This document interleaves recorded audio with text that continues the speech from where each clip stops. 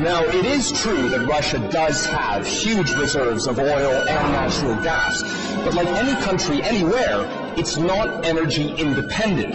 That's why this exhibition has been set up in the Polytechnical Museum in central Moscow to reinforce the idea that alternative energy sources must be developed and to inspire the future generation to get on with the task. Because if that doesn't happen, we soon may have to rely on pedal power for our energy needs. And without me, the good news for the deodorant industry, it's not a very comfortable way to live.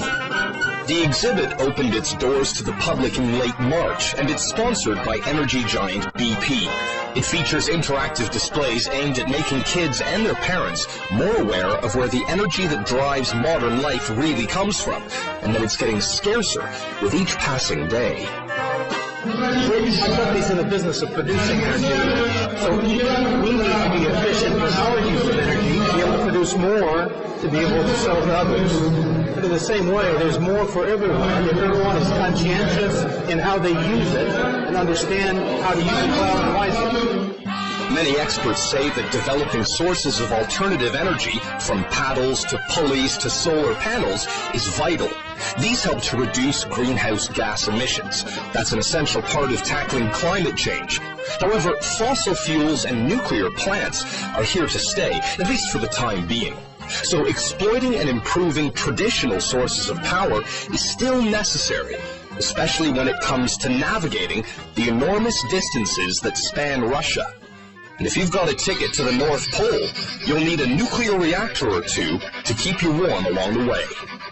Meet 50 Years of Victory, the world's biggest atomic icebreaker.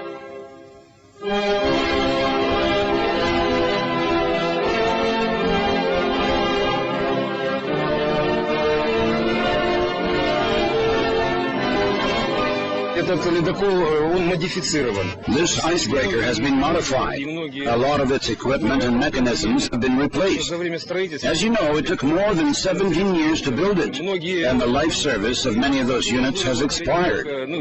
So we had to replace and modify them. That's why this craft is the most reliable and contemporary out of all the existing icebreakers.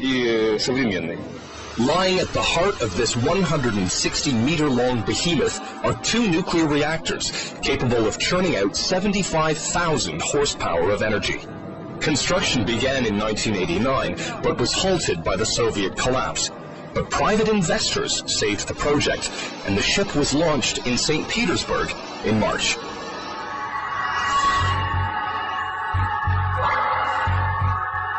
The nuclear facilities on board are guarded by a special anti-terror system.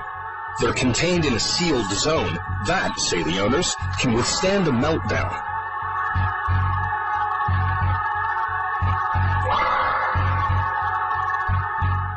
This ship is equipped with a lift, a restaurant, a swimming pool, and 2 saunas that are kept toasty warm at all times by a nuclear reactor. So it's definitely the most civilized way to go from St. Petersburg directly to the North Pole. And even if the idea of staying cooped up on a boat for several days doesn't exactly cut the ice, it's still a lot better than making the trip with a pair of snowshoes.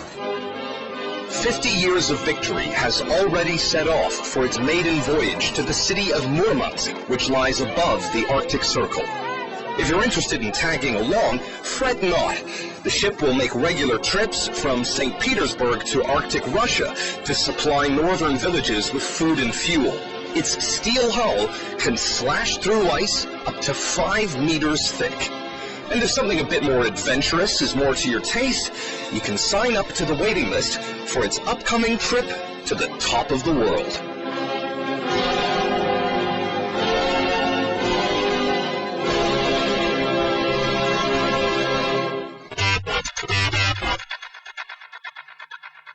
If you've just joined us, we've been traveling the length and breadth of the country to find out how Russians use technology to bridge the enormous distances that separate them.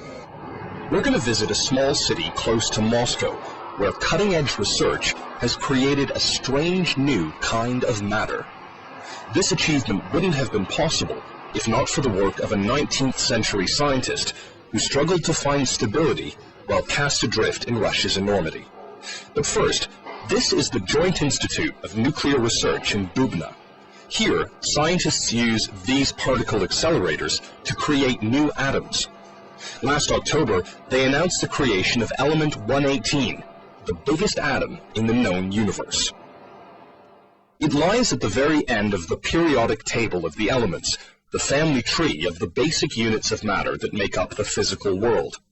Because its nucleus is so big, the tiny amounts of element 118 that were made lasted only 1,000th of a second before being ripped apart by enormous nuclear forces.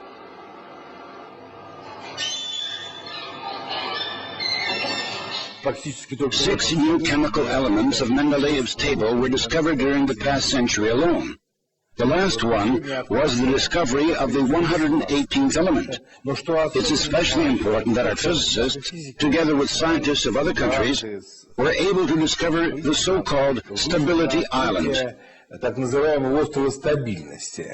But why make something that disappears before you get a chance to even see it? Many scientists say that in the uncharted waters of physics, beyond element 118, there exists a whole family of new, super-heavy nuclei that will happily stay in one piece forever. This is the sought-after island of stability. If elements in this region are made, they could totally revolutionize how we build things out of matter. But reaching this island is no easy voyage. To make element 118, scientists at Dubna had to smash together atomic nuclei 10 billion times, and going further will be much harder. What means the periodic table? Yes, what's the periodic law? What is the end of the periodic table? What's the end of the stability of nuclei? In order to understand the theory of nuclei, in order to understand where is the elements finished, yes, you need to test theory by experimental research. The last element, which was synthesized 1 year ago, jointly with our colleague from Livermore, that was element 118. This is the heaviest element of the periodic table. It's the first experimental evidence of existence of the island of stability.